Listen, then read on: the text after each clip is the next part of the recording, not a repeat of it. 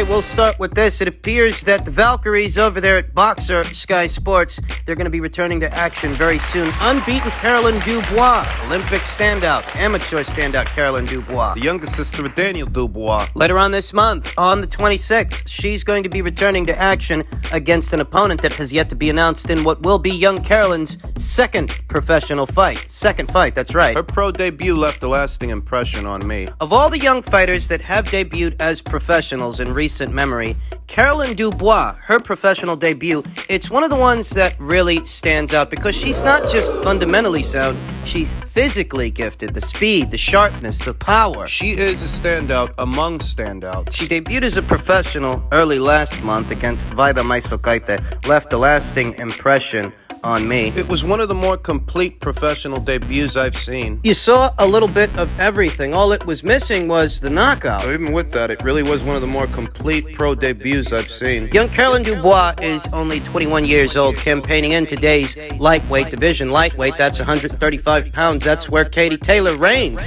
as that division's undisputed champion. And I've said it in passing in the past that I don't actually imagine Carolyn and Katie are going to cross paths because they are in very different stages, very different places in their careers. Yeah, Carolyn's a ways out from fighting for a belt. Her and Katie are in very different places, very different stages of their professional career, and, they are on different sides of the street. Katie's over there on Matchroom and DAZN, and Carolyn, she's over there on Sky and Boxer. I don't expect they're going to cross paths. But I do expect to see a lot from Carolyn Dubois this year. When you have a fighter as young and promising as a Carolyn Dubois, you want to get them out there, and you want to get them out there often. I expect to see Carolyn Dubois in action upwards of 3 to 4 times this year. That's how you do it. She's going to be returning to action on the undercard of Richard Rickpour versus Fabio Turchi. It's later on this month on the 26th. Returning to action next month on the 2nd, April 2nd, Georgia O'Connor. Unbeaten Georgia O'Connor, who we've talked about here on the channel. Georgia O'Connor debuted as a professional in October of last year. A solid pro debut in the junior middleweight division, a division that's wide open, a division consisting of 4 active reigning world champions. 4 of them, that's right. Scotland's own Henna Rankin holding the WBA, Sweden's own Patricia Bergult holding the WBC, Canada's own Marie-Eve Dicaire holding the IBF, and Great Britain's Natasha Jonas holding the WBO. That's junior middleweight, where Georgia O'Connor made her professional debut. I don't know if they have any plans of perhaps having Georgia cut down to welterweight, because I think she could, and I think she could make the weight healthy. Sometimes fighters, they make their pro debut at one weight, then eventually move down. That's what Michaela Mayer did. Unbeknownst to most, Michaela Mayer debuted as a lightweight. She debuted as a professional at the same weight as Katie Taylor, but after a few fights, she saw herself moving down to super featherweight, where she currently reigns as that division's unified champion. Could something similar be true of Georgia? Could we see Georgia moving down from junior middle to welter? I wouldn't rule it out. Georgia O'Connor is very young. She's only 22 years old. She's got all the time in the world. Much like I'm expecting with young Carolyn Dubois, who we just talked about, I'm also expecting to see a lot of Georgia O'Connor this year. I expect to see Georgia in action at least 3 to 4 times, making her bones as a professional this year. I expect that she should have at least 3 to 4 fights in the year of 2022. Who's she fighting? We don't know yet. She's going to be facing an opponent that has yet to be announced April 2nd on the undercard of Savania Marshall versus Femke Hermans. On that undercard, we're going to see the Albanian king, Florian Marcu, former Queensbury Promotions alum at heavyweight, Nathan Gorman, and April Huntour at welterweight. 3 of Sky Sports and Boxers Valkyries are going to be in action on that card. Georgia O'Connor among them. And today's junior middleweight division is a lot less political than, say, today's welterweight division, where Jessica McCaskill holds all of the world titles. Jessica McCaskill, who very recently inked a multi-fight deal with Matchroom and DAZN. Thus, I don't expect to see many, if any, of Boxer's fighters campaigning for her world titles, not unless one of them or some of them go vacant. I don't expect her and Georgia to ever cross paths. They're in very different places, very different stages of their careers. Jessica McCaskill's in her late 30s, whereas Georgia O'Connor, Georgia's a very spry 22 years old. I think Georgia's a ways out from actually fighting for a belt if she so decides to move down to welterweight. I don't think she's going to be fighting for a title no time soon. In the near future, she's going to be returning to action early next month on the undercard of Marshall versus Hermans. Keep your eyes peeled for that. April 2nd. In other news, I'm sure most of you have heard by now, the WBO to order. Munguia versus Alim Kanuli purse bid, but Munguia is considering an offer for a Charlo fight. Either fight is fine by me. You'll excuse me for saying so that I'd prefer to see Jaime Munguia take on Charlo. The article reads, the former WBO junior middleweight champion has been presented with two championship choices for his next fight. The Tijuana native can either fight for the WBO interim middleweight title against Janibek Alim Kanuli or challenge unbeaten WBC middleweight champion Charlo. Respectively, Charlo has a bigger name than Janibek Alim Kanuli. That makes it a bigger fight. The deadline for Golden Boy Promotions and Zenfa Boxing, Munguia's co-promoters, to voluntarily reach a deal with Bob Arum's Top Rank Inc., Alim Kanuli's promoter, was Friday. The WBO, therefore, is expected to call a purse bid for the number one ranked Munguia to fight Alim Kanuli, a southpaw from Kazakhstan who is ranked second by the WBO. For the unclaimed championship Demetrius Andrade vacated late last year, DAZN, which is partnered with Oscar De La Hoya's Golden Boy Promotions, or ESPN, which has an exclusive output deal with Top Rank, would stream or televise Munguia versus Alim Kanuli if Golden Boy at Top Rank were to win a purse bid. Showtime would televise Charlo versus Munguia live on that premium cable channel, though its content partnership with Al Haymon's Premier Boxing Champions, which has extended an offer to Munguia's handlers, would take place in either June or July. The 25-year-old Munguia is also the WBC's number one contender for Charlo's championship. But he's not the mandatory yet. But he is not that sanctioning organization's mandatory challenger in the 160-pound division. To become Charlo's mandatory challenger, Munguia would need to defeat Dominican contender Carlos Adames, who is ranked second by the WBC, and it seems that the people over there at the PBC and Showtime, they're willing to fast-track Jaime Munguia to put their boy Charlo in a decent-sized fight, a bigger fight than any fight he's been in so far. Rest assured, neither Charlo or Jaime Munguia, they're not big names on the scale of a Gennady Golovkin, a Canelo Alvarez. They're not big names in that respect. They're local attractions, local ticket sellers with regional appeal. But if you put them both together, they make a big fight. A bigger fight than Munguia versus Alim Kanuli. Which is a good fight, but a lot of people don't know Alim Kanuli. Janibek Alim Kanuli would be a solid choice for Jaime Munguia for the vacant WBO title. It would be, but Janibek is not a two-division champion the same way as Charlo is, and he's not as well known. So the bigger bang for your buck fight would be Charlo versus Munguia as opposed to Janibek versus Munguia. Compared to Charlo, Janibek would be a high-risk, low-reward. Both fighters, both Janibek and Jamal, pose challenging stylistic matchups for Jaime Munguia, the characteristic pressure fighter, as opposed to those two boys, those two guys. They're boxer punchers. Jamal's an orthodox boxer puncher. Janibek is a southpaw. And not as experienced as Jamal. Desperate times, they call for desperate measures, and I think the people over there at the PBC, Charlo in particular, they find themselves in a desperate situation because Gennady Golovkin, he don't give a fuck about you. He's about to unify titles with Ryota Murata for a lot of fucking money over there in the land of the rising sun. Canelo Alvarez has made his decision. He's made his choice. He's fighting Dimitri Bivol for the WBA light heavyweight title. You ain't got nothing he wants. Nothing he needs. So for Charlo, this is the next best thing. And I will say, this is a good fight. We often point out the pitfalls and mistakes by way of Showtime and the PBC, their business practices, often isolating themselves from everyone else. But it appears that they didn't want to make that Andrade unification match. People over there at Showtime and the PBC, they didn't put in an offer for that fight, that unification match, the way they're putting in an offer for this fight. They must view Jaime Munguia as a more valuable opponent option than Demetrius Andrade would have been, as the door is now closed for that fight with Charlo and Andrade. Andrade's on his way upstairs to super middleweight, and he's supposed to be taking on Zach Parker. Charlo, he's trying to land himself a Jaime Munguia fight,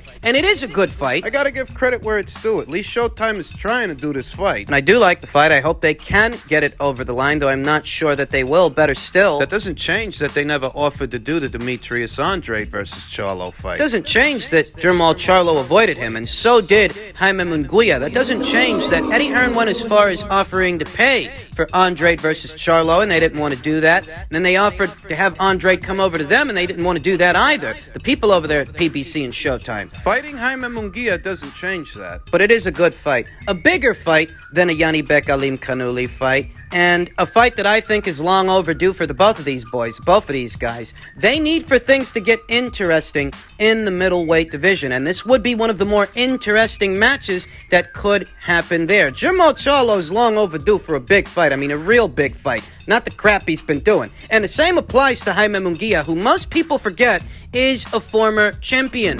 A champion at junior middleweight with a lot, and I mean a lot, of pro fights. They're guiding this kid. Yeah, like something like close to 40 fights, but they're guiding him like he's a fucking prospect. 25 years old, a former junior middleweight champion now campaigning as a middleweight with 39 professional contests, 39 professional bouts. He's not a little kid anymore. Is he gonna take this fight, though? I don't know. Because Jermall Charlo is a local attraction the same way that Jaime is a local attraction, a fight with Jermall is a bigger fight, respectively, than a Janibek Alim Kanuli fight. Though at the same time, they'd be sending Jaime out to the Showtime PBC side of things, and I don't know if they want to do that. The cheaper alternative would be to bring Janibek Alim Kanuli to them, bring him over to the DAZN side of things, and I don't think they'd face much resistance from Top Rank in order to do that. The WBO is on the eve of ordering a purse bid for that fight. All the name value in association with Munguia versus Janibek is being brought to the table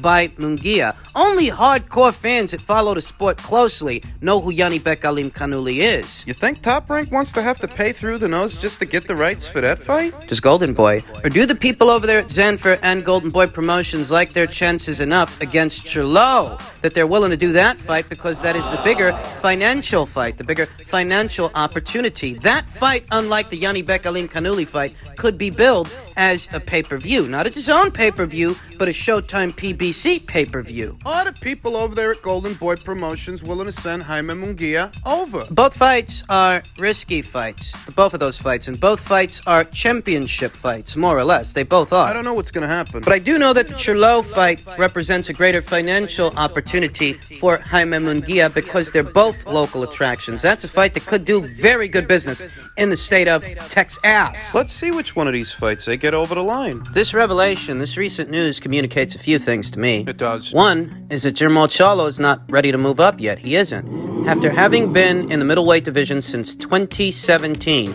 he's still not ready to dip his toe in the pool of the super middleweight division, even though the PBC has fights up there for him. A Benavidez fight is of comparable value to a Munguia fight. They could do that one in-house, and you could bill it as a pay-per-view. But Jamal don't want that fight. He don't want to move up. At a time where Jermall Charlo's supporters are criticizing Canelo Alvarez for fighting an unbeaten light heavyweight in his prime, Jermall Charlo is still apprehensive about moving up to super middleweight, where Canelo's already been there and done that at junior middleweight, super middleweight, and now he's about to go back up to light heavyweight. Jamal Charlo's still got cold feet about moving up to super middleweight. And we're supposed to be criticizing Canelo.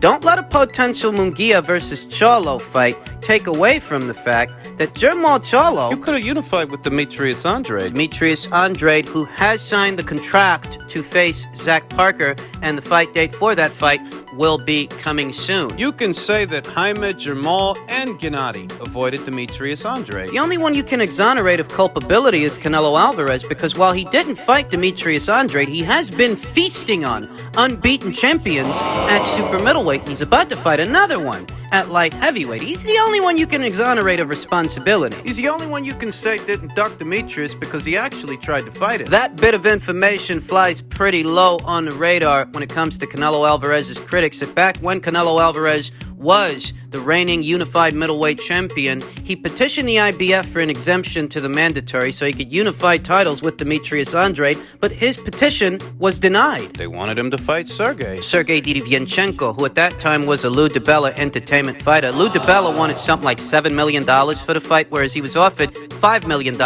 by Golden Boy Promotions. They couldn't reach a deal in a timely fashion. The IBF ends up stripping Canelo Alvarez, and the rest is history. He abandons the middleweight division for the super middleweight division. The rest is history. To date, Canelo's the only guy who made any attempt to unify titles with Demetrius Andrade. Jermall Charlo didn't. Neither did Gennady Golovkin. Some people feel that Eddie Hearn failed Demetrius Andrade as a promoter, and I don't agree with that. I don't. I think that Eddie Hearn used all the resources he could to try and get that guy a big fight, but he can't force the other teams, he can't force the other fighters to want to fight Demetrius Andrade. He can't do it. He offered Jermall Charlo well in excess of what Jermall Charlo was making per fight. He offered that guy something like $6 or $7 million. A gross overpayment of what Jermall Charlo was worth at that time and what the fight is worth overall. But he was willing to pay that guy.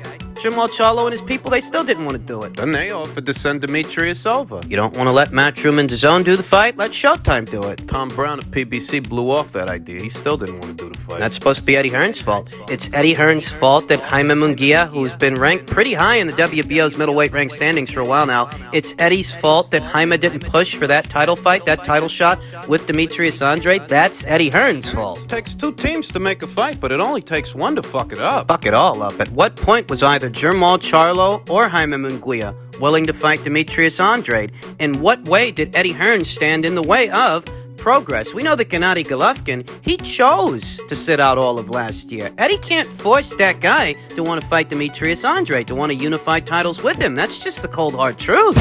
I don't think Eddie Hearn failed Demetrius Andrade. I think a lot of these guys, they willfully froze Demetrius out. It's not the first time we've seen that. It happened to Terrence Crawford at welterweight. Before that, it happened to Guillermo Rigondeaux at super bantamweight. It's unfortunate, but it happens. Now he's supposed to be fighting Zach Parker as part of a Queensberry Promotions show, not even a Matchroom show. That's an interesting situation. Up there at super middleweight for WBO interim status. Demetrius Andrade's got to get out of bed for this one because on the Queensberry Promotions side of things, they're not going to do him any favors. No, I don't think Eddie Hearn failed him. I think he was frozen out. Oh, it might seem that way on the heels of news that Jaime may be facing Jermall, but these are two guys who willfully skirted around Demetrius. They could have fought him. They could have fought him whenever they wanted. They've been avoiding that guy for a long time, only so when they do, you want to blame Eddie Hearn for it. As if Eddie Hearn can force either of them to fight Demetrius. It's unfortunate. Unfortunate is what it is. Charlo versus Munguia is a good fight. But it doesn't change that the both of them have been avoiding Demetrius.